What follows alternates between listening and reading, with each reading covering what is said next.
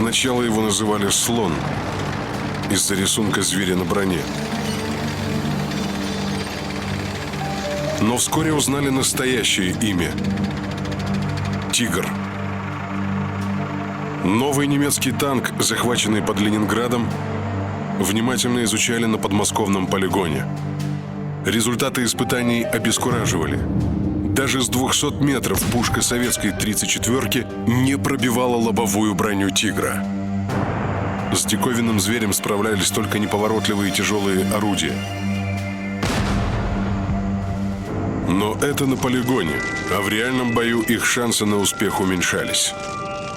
Во время заседания у Сталина в гнетущей тишине четко прозвучали слова маршала артиллерии Воронова. «У нас нет орудий, способных успешно бороться с этими танками». Шел апрель 1943 года. Фронт от Ладоги до Азовского моря замер в ожидании лета. 2 года Красная Армия ценой больших потерь училась бить летнего немца и теперь должна была показать все свое наработанное умение. Появление же у врага новых тяжелых танков заставляло сомневаться, выдержит ли советская оборона удар противника.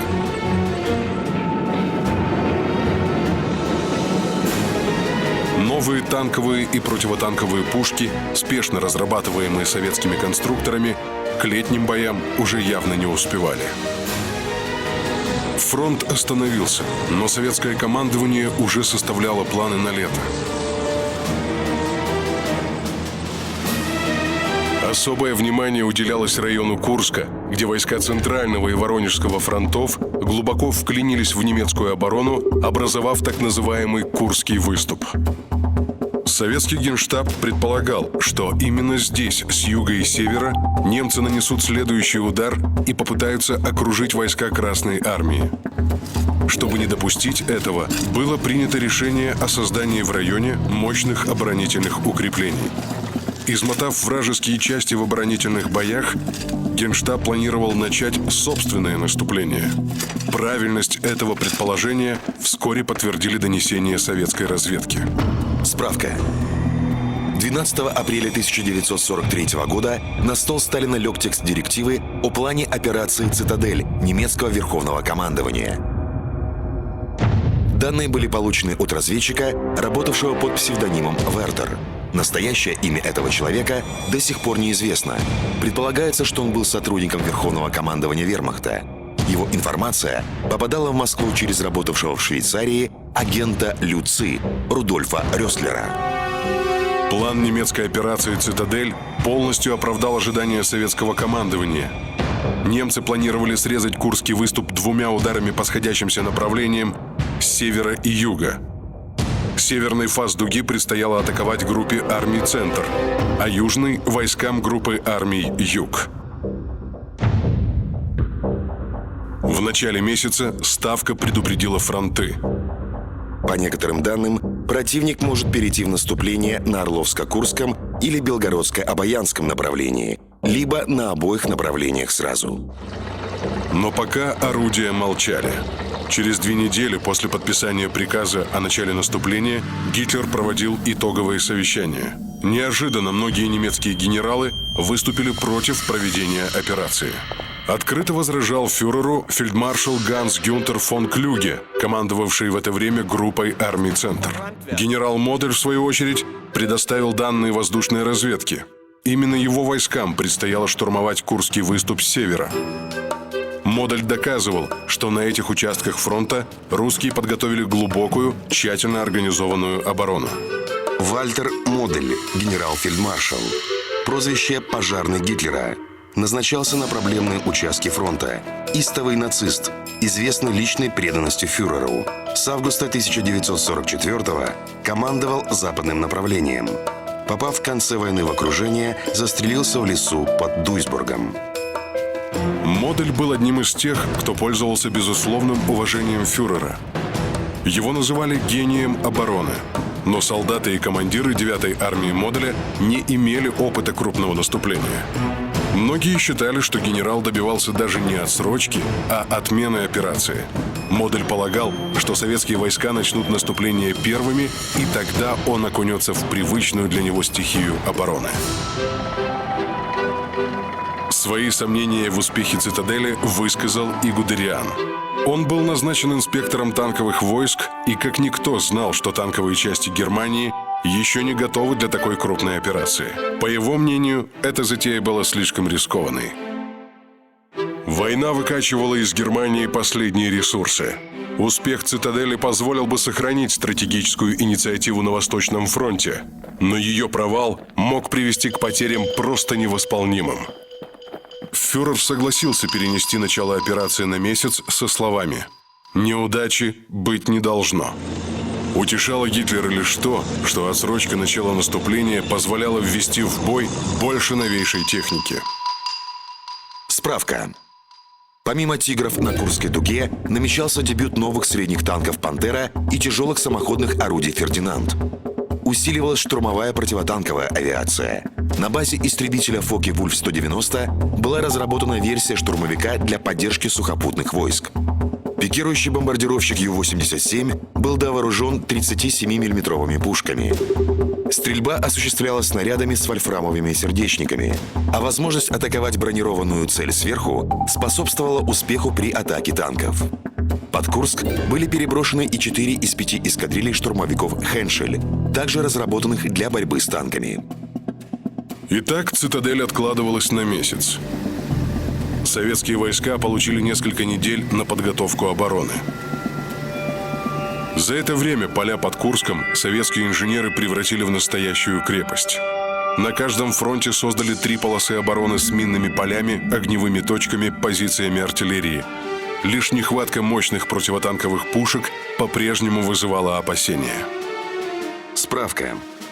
Около половины советских противотанковых батарей имели на вооружение 45-мм пушки, практически бессильные против новых немецких танков. Советские орудия калибра 76 мм могли поразить броню «Тигра» лишь с 300-400 метров, в то время как «Тигр» уничтожал пушку с дистанции 2 километров. Остановленное в 1941 году технологически сложное производство 57-мм противотанковых пушек ЗИС-2 возобновили. Эти пушки пробивали даже лобовую броню «Тигров» с дистанции более километра, но к началу сражения на Курской дуге их на фронте еще не было. Нехватка мощных противотанковых орудий компенсировалась применением новой тактики боев в обороне. Раньше противотанковые пушки выстраивались в одну линию вдоль фронта. Но опыт сражений показал, что эффективнее располагать их группами. Так основой обороны на Курской дуге стали противотанковые опорные пункты – ПТОПы. Каждый пункт имел до 20 противотанковых пушек и нескольких десятков противотанковых ружей. Каждое орудие ПТОПа имело несколько позиций для стрельбы по всем направлениям. Дистанция между опорными пунктами составляла не более 600-800 метров. Если вражеские танки пытались пробиться между опорными пунктами, орудия стреляли по их тонкой бортовой броне. Строительство опорных пунктов, траншей, укрытий требовало огромного физического труда. Труда солдат, тех, которым предстояло здесь обороняться. Командир противотанкового орудия Бодигин. Чтобы 45-мм пушку окопать, надо вынуть около 30 кубов земли, а 76-мм уже 56 кубов. Копали столько, сколько десяткам людей, может, не придется за всю жизнь перекопать. Справка. Только в полосе Воронежского фронта было отрыто 4200 километров траншей и ходов сообщения. Для сравнения, это больше, чем расстояние от Москвы до Мадрида. В полосе Центрального фронта эта цифра составила 5000 километров. Было построено 2000 километров дорог, восстановлено и возведено заново 686 мостов. Всего за 2-3 месяца железнодорожные войска доставили под Курск более 300 тысяч вагонов с техникой и грузами. Готовилось невиданное, воистину гигантское сражение, в котором с обеих сторон участвовало более 2 миллионов человек. В составе группы армий «Юг» южнее Курска находилось 445 тысяч человек и 1500 танков. Им противостоял Воронежский фронт Ватутина – 626 тысяч человек, 1700 танков. Группа армий «Центр» на севере насчитывала 332 тысячи человек и 1000 танков и самоходных орудий. Нацеленный против нее Центральный фронт Рокоссовского имел 712 тысяч человек и 1800 танков. Кроме того, в основании Курского выступа располагались позиции советских резервов, объединенных в Степной фронт под командованием Конева. Рокоссовский на севере находился в более выгодном положении. Танкоопасным здесь был лишь 90-километровый коридор в лесах северного фаса Курской дуги. Армии Ватутина, напротив, занимали позиции на степной открытой местности. Здесь у немцев была полная свобода в выборе направления удара. Ватутин Николай Федорович, генерал армии. Один из самых талантливых советских полководцев. Его способности продумывать операции до мельчайших деталей высоко оценил противник. Немецкие командиры называли генерала шахматист или гроссмейстер. Умер от ран, полученных в случайной перестрелке с членами Украинской повстанческой армии в феврале 1944 года. Стихией Ватутина было наступление. Его звездным часом стала операция «Уран» по окружению сталинградской группировки. Теперь же, по иронии судьбы, ему предстояло командовать фронтом в крупнейшей оборонительной операции. Дни шли, а немецкое наступление все не начиналось. Еще никогда у советских частей не было столько времени для подготовки к боям. И они его даром не теряли. Вокруг каждого противотанкового опорного пункта установили до 1000 мин всех типов. Вторая и третья полосы обороны минировались не так плотно, однако их дополняли подвижные отряды саперов с минами на грузовиках и конных повозках. Их задачей было производить так называемое нахальное минирование, то есть ставить мины прямо на пути прорывающихся танков. Из воспоминаний немецкого генерала фон Мелентина. Быстрота, с которой они устанавливали мины, была поразительной. За 2-3 суток русские успевали поставить свыше 30 тысяч мин. Солдат готовились сражаться с танками. Чтобы изжить танкобоязнь, молодых бойцов сажали в окопы, над которыми проходили советские Т-34.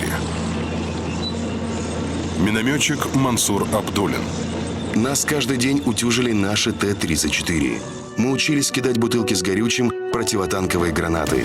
Были напечатаны и розданы инструкции по борьбе с немецкими танками. В артиллерийских подразделениях отбирались бойцы, добившиеся успехов в борьбе с немецкими танками. Их назначали командирами взводов в новых подразделениях. Расчеты, потерпевшие поражение в боях с танками, напротив, выводились в тыловые части. В течение 2 месяцев велась настоящая охота за пушечными снайперами. Лучшие наводчики орудий приглашались в истребительные противотанковые полки. По приказу Ставки им увеличили денежное содержание и паёк. Наводчики, упражняясь в стрельбе по движущимся макетам «Тигров», достигали высочайшего мастерства, попадая из пушки по стволу танкового орудия, командирской башенки или в смотровой прибор механика-водителя. Зенитные батареи 85-мм пушек были переданы для прикрытия особо важных направлений от танковых атак. Вести огонь по самолетам им запрещалось. 4 артиллерийских полка вооружили захваченными под Сталинградом немецкими противотанковыми и зенитными орудиями. Для самоходных артиллерийских установок Су-122 начали поступать новые кумулятивные снаряды, способные пробивать до 130 мм брони. Справка. Кумулятивный снаряд внутри имеет специальную выемку, покрытую тонкой металлической облицовкой. После попадания снаряда в танк, внутри заряда возникает детонационная волна, которая двигается со скоростью 10 км в секунду, сужаясь до размеров менее миллиметра. При этом на танковую броню оказывается давление продукта взрыва до 100 тысяч килограмм на квадратный сантиметр. Это значительно превосходит предел текучести любого металла, в том числе и брони, что и обеспечивает ее разрушение. Советская авиация получила новые авиабомбы ПТАП, также кумулятивного действия. Ранее бомбардировка танков производилась мощными 50-килограммовыми одиночными бомбами и была делом малоэффективным. Попасть бомбой с воздуха в такую маленькую цель, как танк, очень сложно. Новая же бомба весила всего 1,5 килограмма, но пробивала броню до 100 миллиметров. Броня танка в верхней части слабее, и попадание даже одной такой бомбы хватало, чтобы вывести из строя любой танк противника. Укладывали бомбы в контейнеры по 48 штук. Штурмовик Ил-2 брал 4 таких контейнера. Попросту рассыпая бомбы над колонной, один самолет мог уничтожить все танки на площади 15 на 200 метров. По приказу Сталина наличие этих бомб держалось в строгом секрете до самого начала танковых сражений на Курской дуге. К июлю на фронте ожидание из тревожного превратилось в мучительное. Ватутин предлагал не ждать, а наступать самим. Он буквально уговаривал Василевского. Проспим мы, упустим момент. Противник не наступает, скоро осень, и все наши планы сорвутся. Давайте бросим окапываться и начнем первыми. Но в ответ неизменно получал отказ. Напряжение росло. В случайно сбитом немецком самолете разведчики обнаружили карту с точно вычерченными позициями советской обороны. Дислокацию пришлось срочно менять, а затем с самолета проверять тщательность маскировки. Ставка в 3-й раз предупредила войска о скором немецком наступлении. В штабах и на передовой росло напряжение. Когда же немцы начнут? Не ошиблась ли разведка? Лев Маликин, разведчик 222-го гвардейского стрелкового полка. То, что скоро начнется немецкое наступление, явно чувствовалось. Все части дивизии находились в состоянии повышенной боеготовности. На всех наблюдательных пунктах круглосуточно находились офицеры. Артиллерия была подтянута к переднему краю. Нам и дивизионным разведчикам передали приказ взять языка во что бы то ни стало. В очередной ночной схватке языком оказался немецкий сапер Бруно Формель, снимавший мины на передовой линии.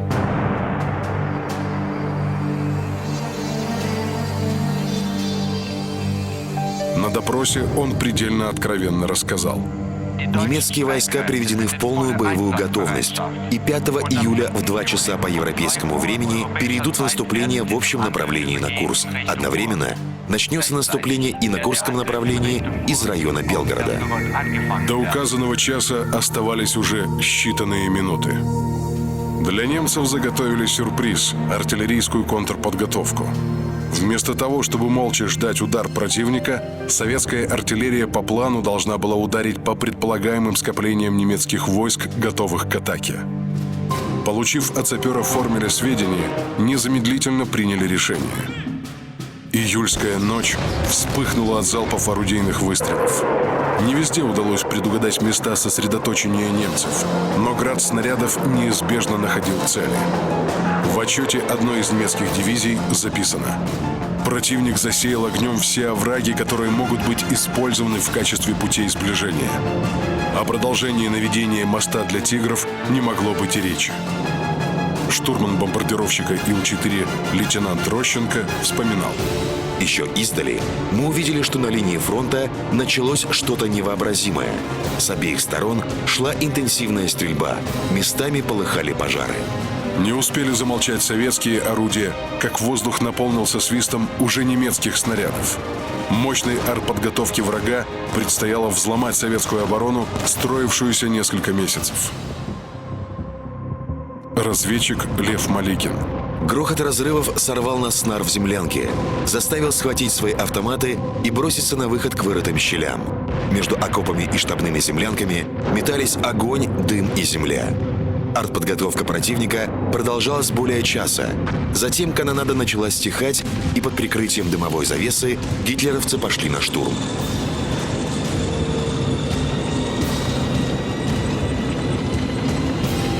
Танковые дивизии, воздушные армии, части пехоты. Вся военная мощь, которая накапливалась под Курском несколько месяцев, пришла в движение. Началось сражение, которое немецкий генерал фон Мелентин назвал величайшей танковой битвой в истории войн. Все самые современные виды оружия того времени были брошены в бой. Для проделывания проходов в минных полях немцы использовали радиоуправляемые танкетки. Они тянули сцепку из нескольких тяжелых зубчатых колес, которые, наезжая на мины, провоцировали их взрыв или сгружали на них мощные заряды взрывчатки, уничтожавшие мины сразу на большой площади. Так расчищалась дорога для самоходок «Фердинанд», идущих следом. Однако на перерытом взрывами поле безопасной дороги не было видно. «Фердинанды» сбивались с пути и подрывались один за другим.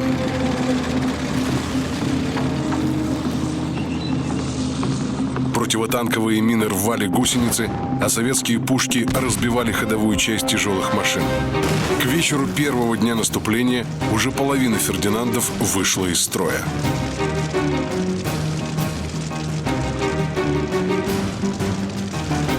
На южном фасе на немецкие «Тигры» и «Пантеры» тоже обрушился шквальный огонь артиллерии, затруднявший разминирование. «Тигры» подрывались на минах и выходили из строя даже при непробитой броне. В зоне наступления немцев встретило 500 километров противотанковых рвов. Чтобы танки смогли их преодолеть, приходилось подрывать стенки этих рвов точными ударами авиабомб с пикирующих бомбардировщиков. Прежней легкости блицкрига уже не было. Немецкие танковые и пехотные дивизии буквально увязали в лабиринте полос советских укреплений. Уничтожив один противотанковый артиллерийский пункт, немецкие танки тут же подвергались обстрелу из другого. В донесениях немецких частей звучали фразы «остановлены», «окопались». Немецкий генерал фон Мелентин. Следует подчеркнуть искуснейшую маскировку русских. Ни одного минного поля, ни одного противотанкового района не удавалось обнаружить до тех пор, пока не подрывался на мине первый танк или не открывало огонь первое русское противотанковое орудие. Однако боевой опыт немцев и их новая техника все же делали свое дело. Они стали концентрировать силы на узких участках. Немецкие танковые части действовали боевым порядком, клин. Его острие образовывали тяжелые «Тигры», которым предстояло уничтожать советскую противотанковую оборону. За ними шли средние и легкие танки. Пробив даже малую брешь в советской обороне, немцы всеми силами ее расширяли. В первый день битвы группировку Манштейна поддерживали почти 400 самолетов. Град авиабомб выводил из строя один противотанковый опорный пункт за другим. С помощью авиации немцы пробивали коридоры и в минных полях. Сброшенные бомбы заставляли мины детонировать, и по расчищенным коридорам устремлялись немецкие танки. Все это требовало огромной массы техники и боеприпасов. Но немцы не жалели ни того, ни другого, справедливо рассчитывая, что дальше минных полей будет меньше. Первую полосу советской обороны танковый корпус СС прошел всего за 17 часов. Чтобы остановить немецкие танки, Ватутин решил им навстречу бросить свои танковые резервы. Сильнейшей из них была первая танковая армия Катукова. Первые столкновения с наступающими новыми немецкими танками обескураживали. Катуков вспоминал доклад командира одной из передовых бригад своей армии. Бурда стал рассказывать. На их участке противник атаковал непрерывно. По 50-100 танков шли. Впереди «Тигры», «Пантеры». А с ними трудно, товарищ командующий. Бьешь по ним, а снаряды рикошетом отлетают. Ну, и каковы результаты боя? Потери. Ужасные потери, товарищ командующий. 60% бригады. Справка. Советским танкам Т-34-76, воевавшим летом 43-го года под Курском, для того, чтобы поразить «Тигра», требовалось приблизиться к врагу на дистанцию 500 метров и ударить по тонкой бортовой броне. Немецкие же танки «Тигр» и «Пантера» могли пробить даже лобовую броню Т-34-76 с расстояния более 2 километров. Огромные потери армии вынудили Катукова высказать Ватутину свои сомнения. Однако ответа не последовало. Скрипя сердцем, Катуков продолжал собирать силы для броска вперед, когда в его штабе раздался телефонный звонок. Сталин просил высказаться о возможных вариантах действий. Катуков предложил использовать танки для ведения огня с места, из засад, чтобы, подпуская машины врага на расстоянии 300-400 метров, уничтожать их прицельным огнем. Сталин некоторое время молчал. «Хорошо», — сказал он наконец. «Вы наносить контрудар не будете». Танки Катукова заняли оборону рядом с артиллерией и пехотой.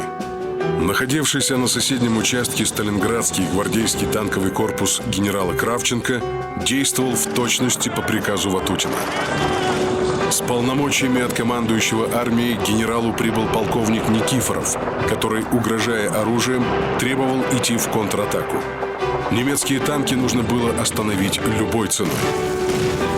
Прямолинейное исполнение приказа привело к трагическим последствиям. Корпус Кравченко пошел в атаку, но немцы обошли его с флангов и замкнули круг. От полного разгрома корпус спасло лишь то, что кольцо окружения оказалось неплотным. Ночью танки Кравченко, потеряв больше половины машин, смогли с боем прорваться к своим. На севере Рокоссовский также отдал приказ на контрудар. Утром следующего дня после начала немецкого наступления вторая танковая армия генерала Родина контратаковала немецкий танковый клин. Но и этот ответный удар успеха не принес. Спустя несколько часов советские танкисты отошли на исходные позиции. Ближе к вечеру под проливным дождем в атаку перешел еще один корпус, и вновь безрезультатно. Потери были меньшими, чем у Ватутина, но несколько десятков 34-ок остались чадить густым черным дымом на раскисшем поле. Танковая армия Родины также перешла к обороне, и вскоре эта тактика принесла результаты. Модель ввел в бой свежую танковую дивизию из своего резерва. Изучив обстановку, он нацелил ее на слабую точку советской обороны – село Теплое. Однако командир корпуса генерал Лемельзен, которому подчинили дивизию, свел все танки в одну бригаду, атакуя крупной массой техники на узком участке фронта под Ольховаткой. Здесь их и встретили замаскированные советские танки, и атаки немцев разбились о советскую оборону. Другой ключевой точкой сражения на Северном Фасе стала железнодорожная станция Паныри, от которой остались лишь руины.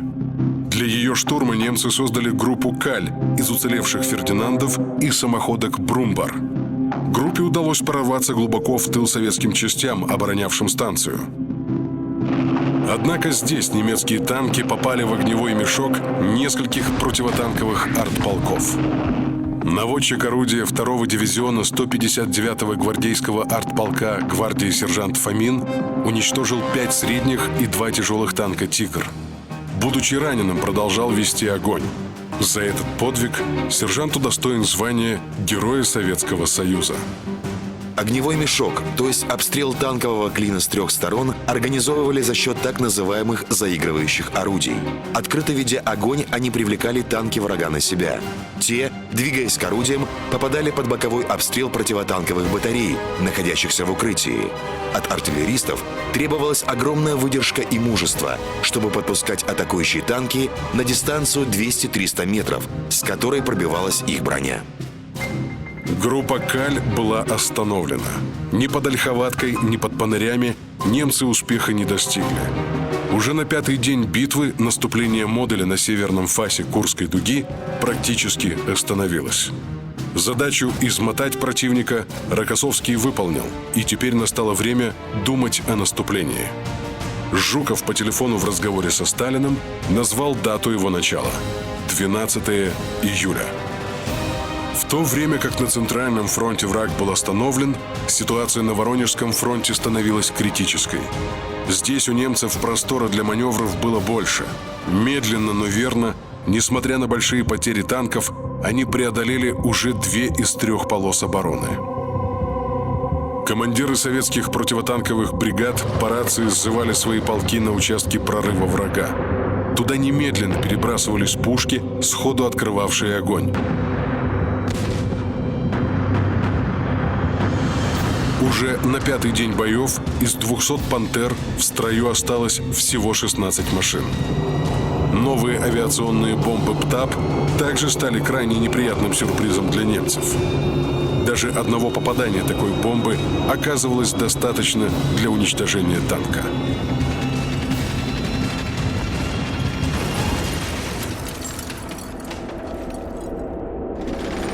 И все же немецкие танки шли вперед. Сказывалась тактическая грамотность и опыт немецких командиров.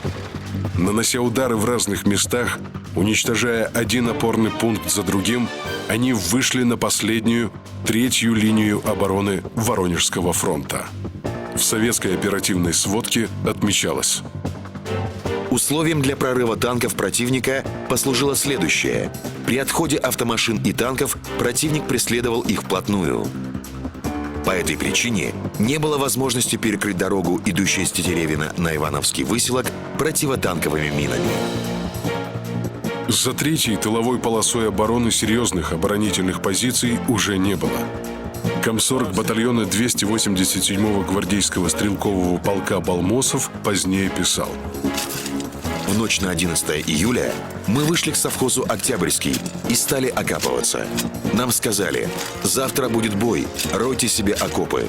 Они будут для вас могилой или крепостью.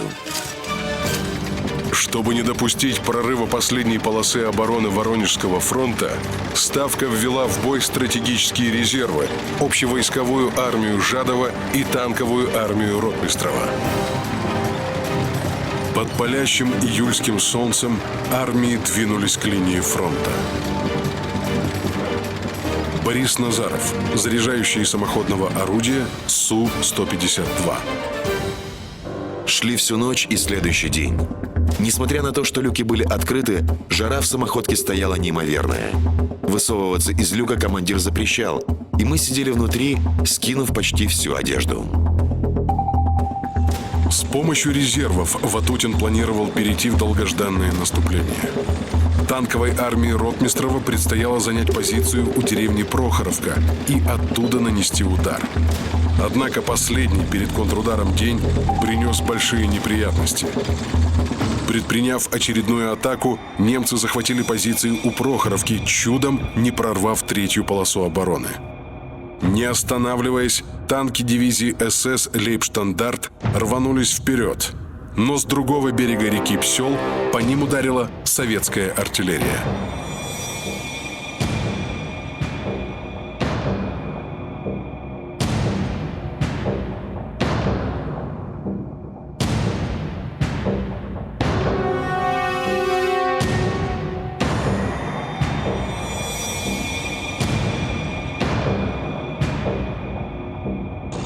Эсэсовцам пришлось отходить назад. Однако удобный, ровный как стол участок местности под Прохоровкой остался в их руках. Подразделения Лейбштандарта заняли оборону, ожидая, пока дивизия «Мертвая голова» переправится через Псел и ликвидирует угрозу с фланга. В это время танки Ротмистрова уже подходили к Прохоровке. В ходе марша танкисты соблюдали строжайший режим радиомолчания, и сосредоточение 400 советских танков удалось скрыть от врага вплоть до утра 12 июля. Но с восходом солнца немецкие самолеты заметили советские танки, о чем и сообщили сигналом — фиолетовыми ракетами.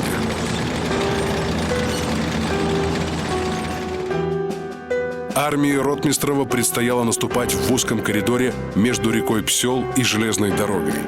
Участок наступления был частично перегорожен непроходимым оврагом.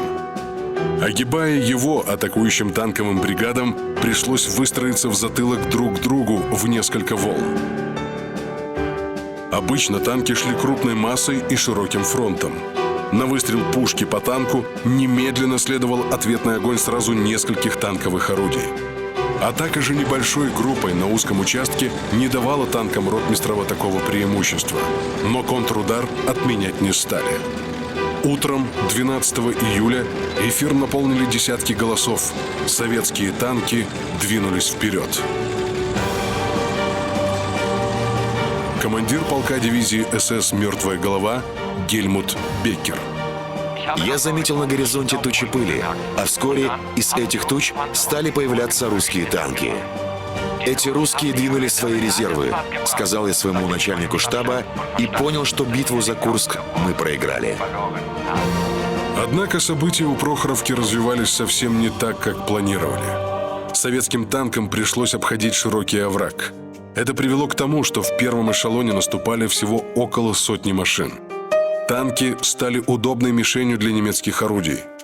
Когда через час к ним присоединились еще 2 танковые бригады, первый эшелон уже понес большие потери. Вторую волну атакующих танков также встретили шквальным огнем, и боевые машины вспыхивали одна за другой. Командир танкового взвода Брюхов. Горели танки. От взрывов срывались и отлетали в сторону на 15-20 метров 5-тонные башни.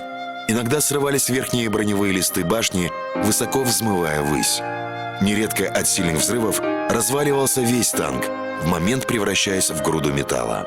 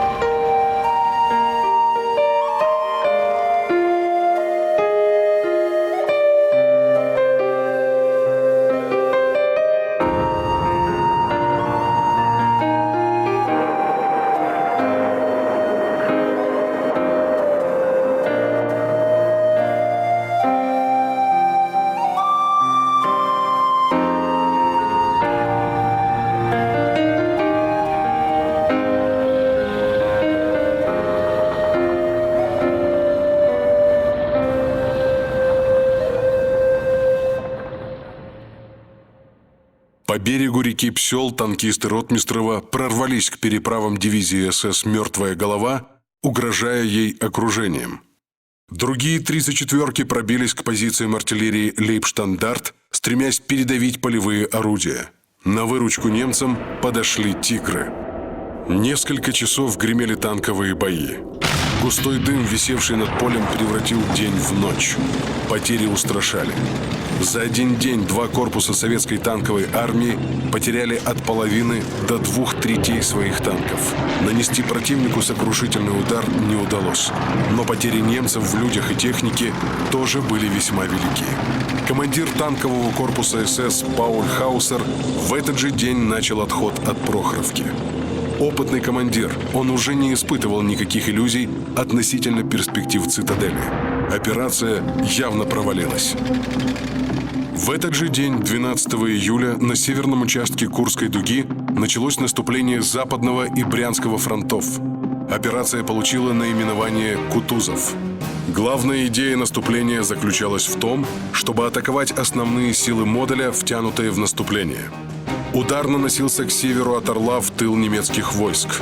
Для наступления Ставка выделила резервные армии, но прибыть и вступить в бой они могли только спустя несколько дней после начала наступления.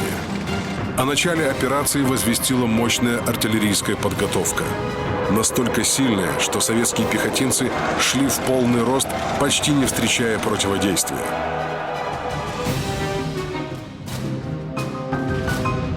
Сопротивление немцев усилилось лишь при подходе ко второй полосе обороны. Модуль понял, что ему угрожает. Требовалось срочно вернуть в оборону войска, еще недавно наступавшие на Курск. Чтобы осуществить отход и задержать советское наступление, он направил всю свою авиацию против атакующих с севера советских танков. Из воспоминаний пилота Ю-87 Ганса Ульриха Руделя. Я лечу в самолете, вооруженном противотанковыми пушками, а за мной другие юнкерсы с обычными бомбами. Во время первой атаки 4 танка взрываются от прямого попадания снарядов из моих пушек. К вечеру итоговый счет доходит до 12. Прикрывая отступление модуля, немецким пилотам приходилось совершать вылеты по нескольку раз в день. Над Болховым самолет Руделя сбили. Он совершил вынужденную посадку, но уже через 2 часа на другом самолете находился в воздухе и в том же районе. Из воспоминаний Руделя. Через некоторое время Советам удается довольно успешно справиться с нашими воздушными противотанковыми атаками. При первой возможности они перемещают свои противовоздушные средства вместе с передовыми танками. Активно боролись с немецкими самолетами и советские истребители. Самый результативный летчик-истребитель советской авиации Иван Кожедуб свой первый самолет сбил именно в небе над Курском. Кожедуб Иван Никитович в 25 лет стал трижды Героем Советского Союза. За всю войну ни разу не был сбит. Совершил 330 боевых вылетов, сбив 64 самолета противника, в том числе реактивный М-262. В его летной биографии числятся и 2 сбитых самолета «Мустанг» ВВС США, которые атаковали его, приняв за немецкий самолет.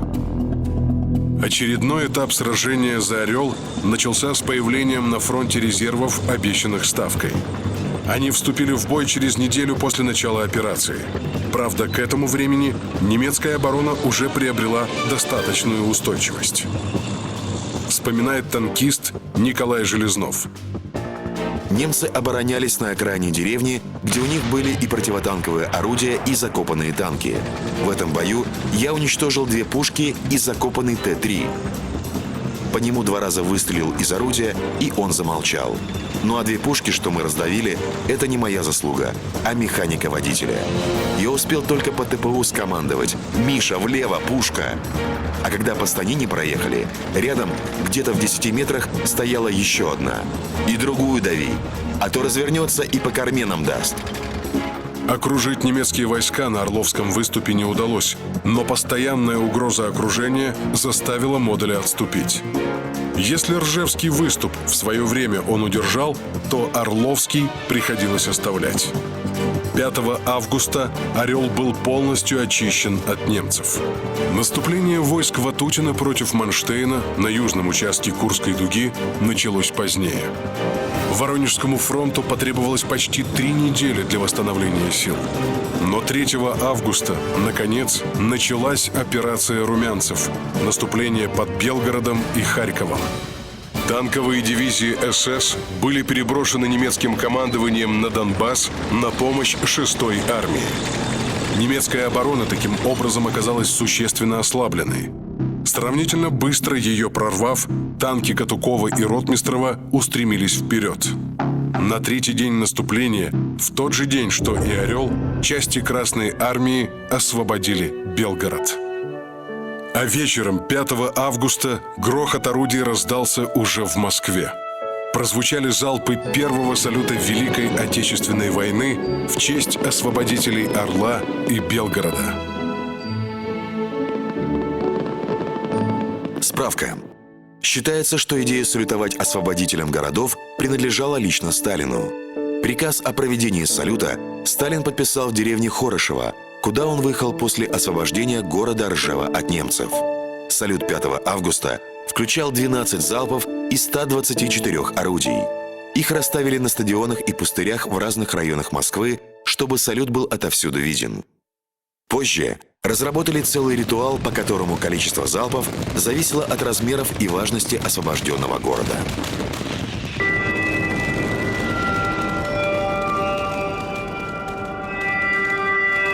Советские войска шли к Харькову. На 4-й день наступления, когда танкисты Катукова ворвались в Богодухов и вышли к железной дороге Полтава-Харьков, последовал немецкий контрудар. Манштейн собрал в кулак танковые дивизии и бросил их в бой в отчаянной попытке удержать Харьков. Передовые бригады армии Катукова вынужденно отступили к Богодухову и заняли оборону.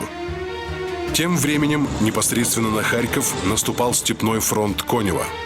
Немцы превратили город в крепость, и его лобовой штурм грозил большими потерями. Нужен был обходной маневр. Для этого Коневу передали танковую армию Ротмистрова. Ей предстояло обойти Харьков и вынудить немцев оставить город. Но тут из Донбасса вернулись старые знакомые Ротмистрова, эсэсовские танковые дивизии «Райх» и «Мертвая голова», которые немедленно нанесли ответный удар в районе Богодухова. Ротмистров вспоминал, что в какой-то момент он получил 2 взаимоисключающих приказа, один от Ватутина, другой от Конева. Первый направлял его на выручку Катукову под Богодухов, второй – на помощь штурмующим Харьков войскам. У Ротмистрова даже возник спор с членом военного совета Гришиным и начальником штаба Баскаковым, какой же из приказов выполнять и что нужно делать в сложившихся обстоятельствах. «Павел Алексеевич, вы должны прийти к какому-то решению», — сказал Гришин. «Я, Петр Григорьевич, уже принял решение обороняться до выяснения обстановки. Но ведь за несвоевременное выполнение приказов нас могут отдать под суд и расстрелять», — взволнованно говорил Гришин. «Вот когда мы уйдем, и немцы овладеют Богодуховым, тогда меня точно будут судить и расстреляют. Вы понимаете, что в этом случае будет поставлен под удар противника тыл войск всего левого крыла Воронежского фронта». Начальник штаба армии, как бы поддерживая члена военного совета, заметил, что сверху виднее. Принятое ротмистровым решение оказалось правильным. Его армия поставила точку в немецком контрударе. Прорыва вражеских танков в тыл частям Воронежского фронта удалось избежать. Вскоре ротмистров двинулся на помощь войскам Конева и обошел Харьков с запада. В распоряжении немцев остались только одна железная и одна шоссейная дороги, по которым они еще могли покинуть город. Гитлер требовал от Манштейна при любых обстоятельствах удерживать Харьков. Однако этот призыв грозил окружением всей армейской группы Кемпф. Манштейн не стал повторять ситуацию Сталинграда. 22 августа во второй половине дня советская авиаразведка донесла, что немцы начали выводить войска из города. Конев не стал медлить и ночью двинулся на штурм Харькова. К полудню 23 августа город был освобожден. Вечером освободителям Харькова салютовала Москва, отмечая тем самым и победное завершение Курской битвы. Из воспоминаний Гудериана. В результате провала наступления «Цитадель» мы потерпели решительное поражение. Само собой разумеется, русские поспешили воспользоваться успехом. И больше на Восточном фронте не было спокойных дней. Инициатива полностью перешла к противнику. Операция «Цитадель» стала последним крупным наступлением вермахта на Восточном фронте. Немцев гнали за Днепр. Они уходили, оставляя за собой выжженную землю в прямом смысле этого слова. Русские и украинские деревни и села выжигались дотла. Горел хлеб на полях, угонялся скот, взрывались мосты и железнодорожные станции. Население вагонами вывозилось в Германию на принудительные работы. Советские войска шли освобождать Украину. Здесь, у Днепра, предстояло разыграться новым сражением Великой войны.